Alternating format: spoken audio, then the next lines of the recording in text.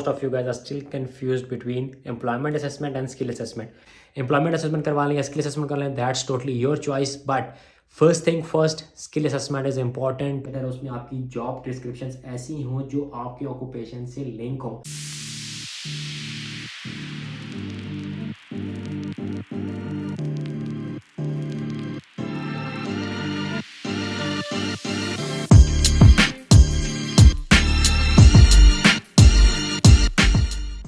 Hello welcome and अस्सलाम वालेकुम। उम्मीद है कि आप सब खैरियत से होंगे। Welcome back to another video of the permanent residency. इस वीडियो में मैं एड्रेस करने लगा हूँ एम्प्लॉयमेंट असेसमेंट को, because most of you guys are still confuse between employment assessment and skill assessment. फ़र्क बताने लगा हूँ कि एम्प्लॉयमेंट असेसमेंट क्या है, स्किल असेसमेंट क्या है, why skill assessment is important and why employment assessment is important, whether employment assessment is mandatory or not.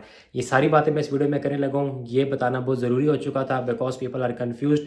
बहुत सारे लोग अपनी स्किल असेसमेंट इस वजह से नहीं करवा रहे थे बिकॉज दे थिंक कि employment is mandatory for skill assessment. इस वीडियो में मैं वो गलतियां भी बताने लगा हूँ, वो कॉमन मिस्टेक्स जो लोग कर रहे हैं whether they are going for either skill assessment या एम्प्लॉयमेंट असेसमेंट। इसमें घबराने की बात नहीं है, डरने की बात नहीं है। लोग शायद सिस्टम को लेके बहुत ज़्यादा परेशान है या बहुत ज़्यादा आपके लिए केयरफुल हुए हैं। सो इसमें ऐसी कोई बात नहीं है। If you have that required paper work with you, you can easily apply for any of this. Employment assessment करवा लें या स्किल असेसमेंट कर लें, that's totally your choice. But first thing first, skill assessment is important to claim that 15 points जो आपके education के होंगे, regardless आपकी एजुकेशन कहाँ की है। If you are not having that letter और आपने 15 पॉइंट अपनी एजुकेशन के क्लेम किए होंगे तो आपके वो पॉइंट्स जो क्लेम होगा दैट इज़ नलिफाइड। अगर आपको वो लेटर नहीं है तो that's why skill assessment is important. अब अगली बात आती है कि स्किल असेसमेंट के लिए एक्सपीरियंस चाहिए या नहीं चाहिए। Different bodies have different requirements. Her video में बता रहा हूँ, बार बार बता रहा हूँ। बट मैं बता दूं कि जो इंजीनियर ऑस्ट्रेलिया है, मोस्ट ऑफ द ऑक्यूपेशन में उसको एम्प्लॉयमेंट नहीं चाहिए to assess your degree. Australian community society उसको बिल्कुल चाहिए। अगर आपकी डिग्री अदर देन ऑस्ट्रेलिया है, 2 साल की एक्सपीरियंस चाहिए, और अगर आपकी डिग्री विद इन ऑस्ट्रेलिया तो 1 साल का उसको एक्सपीरियंस चाहिए to get your degree assessed. VETASSESS की बात करूंगा, most of the degrees require at least 1 year after your graduation जो आपका जॉब एक्सपीरियंस होना चाहिए।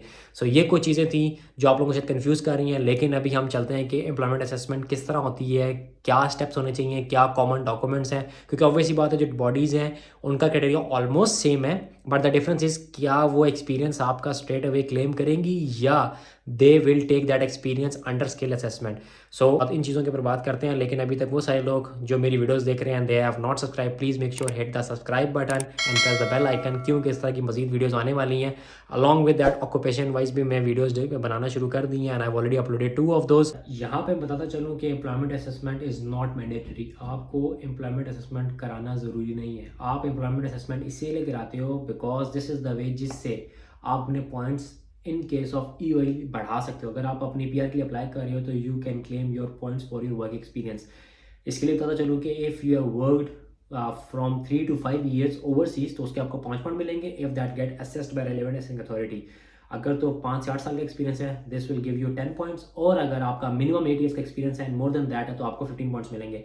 तो इसका मतलब ये हुआ कि अगर मेरे पास 9 साल का एक्सपीरियंस है एंड वो 9 साल मैंने अपनी रेलेवेंट असेसिंग अथॉरिटी से असेस करवा ली है, सो जो मेरी EOI है, जो मेरी प्रोफाइल है, जो मेरे पॉइंट्स है, उसमें मैं अपने 15 पॉइंट्स ऐड कर सकता हूँ। So this 15 points will definitely give me boost और इंक्रीज माई चांसेस कि मैं इनवाइट जल्दी ले सकता हूँ। बिकॉज जो भी इन्वाइट होता है that depends on the oldest date of ये सबमिशन प्लस आपके पॉइंट्स कितने हैं। सो इसीलिए एम्प्लॉयमेंट असेसमेंट जरूरी है, या इसलिए एम्प्लॉयमेंट असेसमेंट की तरफ लोग फोकस कर रहे हैं, because this is the only thing जिससे आप अपना इन्वाइट का चांस बढ़ा सकते हैं। अब कुछ सवाल ले लेते हैं बिकॉज इस टॉपिक पर बहुत सारे सवाल आ रहे थे। लोग समझते हैं कि एम्प्लॉयमेंट असेसमेंट मुझे अपनी स्किल असेसमेंट के साथ करानी है। तो question number 1 is can I do employment assessment letter? जी हाँ, बिल्कुल आप करा सकते हैं। आपके ऊपर मैंडेटरी नहीं है कि आपने स्किल असेसमेंट के साथ ही एम्प्लॉयमेंट असेसमेंट अप्लाई करनी है। आप आज स्किल असेसमेंट ले लें, क्योंकि स्किल असेसमेंट के विदाउट आपकी EOI लॉन्च नहीं होगी। सो फर्स्ट स्टेप फर्स्ट, अपनी स्किल असेसमेंट कराएं, अपनी EOI लॉन्च कर दें। Later on if your experience is more than 3 years, regardless 8 साल का नहीं है, 3 साल से अगर ऊपर का है और आप उस बॉडी के अंडर फॉल करते हैं जो आपका 3 साल से ऊपर एक्सपीरियंस क्लेम करेगी and they are not taking out your year और 2 from your work for the skill assessment, तो आप स्ट्रेट अवे चले जाएं, अपनी एम्प्लॉयमेंट असेसमेंट करा लें और उसके पॉइंट आके लेटर में अपनी EOI में ऐड कर लें। सो मेरी रिकमेंडेशन भी आप सबको यही है कि जो सारे PR टारगेट कर रहे हैं ये लोग, वो जो लोग जो 476 टारगेट कर रहे हैं या they in Australia on 476 straight away. अगर आपका काम है, आपने वर्क एक्सपीरियंस है, तो गो फॉर एम्प्लॉयमेंट असेसमेंट और अपनी प्रोफाइल्स को अपग्रेड कर लें। देन मूविंग ऑन, कौन से रिक्वायर्ड डॉक्यूमेंट्स हैं? जिस तरह मैंने पहले कहा था कि हर बॉडी के जो डॉक्यूमेंट्स हैं दे आर समहाउ सिमिलर, लेकिन कुछ की requirements a bit tough as compare to other bodies. जो कॉमन आपके डॉक्यूमेंट्स है that is employment contract of the job चाहिए आपको, जहाँ पे आपने जॉब किया रिगार्डलेस पुरानी है नई है, कॉन्ट्रैक्ट होना चाहिए आपके पास अगर करंट जॉब है, और अगर आपकी पुरानी जॉब है तो you must be having a reference letter. ठीक हो गया। मूविंग ऑन, टैक्स रिटर्न्स आपको चाहिए। जिस तरह यहाँ पे पाकिस्तान में FBR है, इस तरह यहाँ पे ATO है, ऑस्ट्रेलियन टैक्सेशन ऑफिस। पाकिस्तान में फेडरल बोर्ड ऑफ रेवेन्यू है, तो आपने जिस साल काम किया है वो आपकी सैलरीज उस FBR टैक्स रिटर्न में रिफ्लेक्ट होनी चाहिए। Number 3, salary slips. Salary slip is not recommended in case of engineer Australia, because engineer Australia कहता है कि salary slips are secondary documents, we do not rely on them. तो salary slips इस case में required नहीं है, but ACS के case में रिक्वायर्ड है। Most of the ACS cases, most likely शायद वहाँ भी ना हो, लेकिन मोस्ट ऑफ द केसेस जो मैंने देखी हैं वहाँ सैलरी स्लिप्स का required in case of Australian computing society. Position description letter, ये बहुत कॉमन और बहुत क्रिटिकल और बहुत इंपॉर्टेंट पॉइंट है ये, इसीलिए क्योंकि फॉर एग्जांपल अगर मैंने जॉब की है और जो मैंने जॉब की है उसकी जो मेरी जॉब डिस्क्रिप्शन थी is not either linked with my occupation और क्लोजली लिंक्ड, तो मैं वो जॉब अपने ऑक्यूपेशन में क्लेम नहीं कर सकता। क्या मतलब हुआ? For example if I am civil engineer और मैं जॉब कर रहा था एज अ ड्राफ्ट पर्सन, लेकिन मेरी उस ड्राफ्टिंग में कोई ऐसी चीज़ नहीं थी जो सिविल इंजीनियरिंग से लिंक्ड हो, तो मैं वो जॉब क्लेम नहीं कर सकता। सो मेक श्योर करें कि जो भी आपका कॉन्ट्रैक्ट है, जो भी आपका रेफरेंस लेटर है, उसमें आपकी जॉब डिस्क्रिप्शंस ऐसी हों जो आपके ऑक्यूपेशन से लिंक हो, और जो लेटर होना चाहिए उसमें मिनिमम 5 से 8 आपकी जो है वो जॉब डिस्क्रिप्शन होनी चाहिए, that should be either related or closely related to your occupation. Then moving on, bank statement की बात करूंगा। ACS को बैंक स्टेटमेंट चाहिए होती है that shows your salary credited into your account, लेकिन इंडियन ऑस्ट्रेलिया को ये भी नहीं चाहिए। Same in case of salary slips वो यही कहते हैं कि बैंक स्टेटमेंट ना सेकेंडरी डॉक्यूमेंट्स। उसके साथ साथ आपकी रिज्यूमे चाहिए होती है जो बताती है कि जो आपने क्लेम किया है कि from X year to Y year मैंने जॉब की है इस कंपनी में और एज एम्प्लॉय Y की है, तो वो चीज़ आपकी रिज्यूमे में वो काउंटर वेरीफाई करते हैं। देन अलॉन्ग विद जो आपके आइडेंटिटी डॉक्यूमेंट है दैट इंक्लूड्स पासपोर्ट या आपका ID कार्ड या आपका क्या लें डिफरेंट बॉडीज़ का रजिस्ट्रेशन कार्ड होता है वो आप लगा सकते हैं as a supporting document, but these are the generic document that is required by most of the assessing bodies. So ये वो डॉक्यूमेंट थे जो VETASSESS, Australian computing society, engineer Australia तीनों को चाहिए होते हैं। अब उन गलतियों की तरफ आते हैं या उस डोज एंड डोंट्स की तरफ आते हैं जो लोग कर रहे हैं। नंबर 1, लोग समझते हैं कि शायद बिलफर्स मेरी ग्रेजुएशन है दैट इज इन जून 2022, मैं मई से जॉब स्टार्ट कर लूँगा बिकॉज मेरे पेपर हो गए, आई एम फ्री, तो मैं मई से क्लेम कर सकता हूँ। ऑस्ट्रेलिया का स्टेट अवे लॉ है, स्टेट अवे रूल है हर बॉडी का, you can not claim your employment before the date of graduation. अगर आपने मई से जॉब भी की और क्लेम डाल भी दिया है but your date of graduation is June, तो वो पहले 2 महीने आपके ऑलरेडी निकाल देंगे और वो प्रॉपर लिखेंगे कि we are not counting this because this employment has commenced before the date of your graduation. तो वो स्ट्रेट अवे उस टाइम पीरियड को आपके टोटल एम्प्लॉयमेंट में से निकाल देंगे।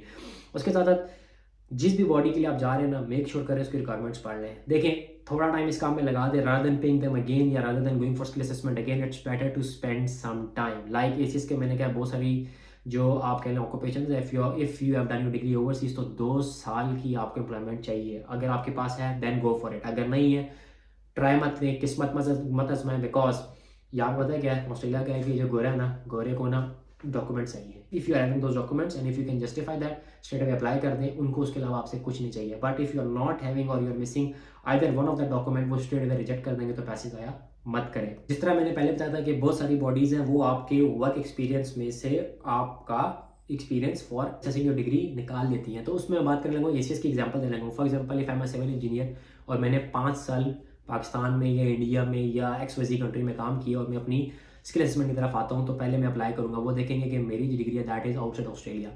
मैंने 7 इंप्लॉयमेंट असेसमेंट में अप्लाई करनी है, तो मैं क्या करूँगा, I will apply for skill plus employment assessment. मैं अपने 5 साल का डॉक्यूमेंट उनको दे दूंगा प्लस अपनी डिग्री दे दूंगा। वो क्या करेंगे, पहले तो देखेंगे जो 5 साल का मेरा काम है whether that is either linked or closely linked with my occupation or not. अगर तो नहीं लिंक तो स्ट्रेट अवे 5 साल खत्म, स्किल असेसमेंट भी गई, इंप्लॉयमेंट असेसमेंट भी गई। But if that is linked तो क्या करेंगे, 3 में से वो 2 साल डिडक्ट कर लेंगे to get my degree assessed. Skill assessment देने के लिए वो मेरे 2 साल निकाल देंगे। उसके बाद मेरे बचेंगे 3 साल, तो 3 साल के जो 5 पॉइंट्स हैं वो मुझे मिल जाएंगे। So instead of getting 10 points for 5 years, I will be only getting 5 points for 3 years। So this is how ACS works. लेकिन अगर ये इंजीनियर ऑस्ट्रेलिया में केस जाएगा, आपने स्किल प्लस एम्प्लॉयमेंट डाली है, 5 साल का वर्क एक्सपीरियंस है, स्ट्रेट अवे आपकी वो डिग्री असेस कर देंगे एंड स्टेप नंबर 2 पे आपका 5 साल का एक्सपीरियंस है वो असेस कर देंगे if you have all the required documents. So ये थी हमारी वीडियो जिसमें मैंने पूरी कोशिश की कि मैं आपको एम्प्लॉयमेंट और स्किल असेसमेंट में डिफरेंस बता सकूं और वो कॉमन गलतियां या कॉमन डूज एंड डोंट्स बताऊं, so that you guys are not wasting your money. अभी तक जिन लोगों ने सब्सक्राइब नहीं किया, I am requesting them again कि please make sure you hit the subscribe button, because these are the frequently asked question जो आप लोग इधर उधर डिफरेंट प्लेटफॉर्म पे नजर आ रहे हैं, पूछ रहे हैं। So my try is to get this information in the best possible manner to you guys. मिलते हैं अगली वीडियो में, टिल देन टेक केयर, अल्लाह हाफिज।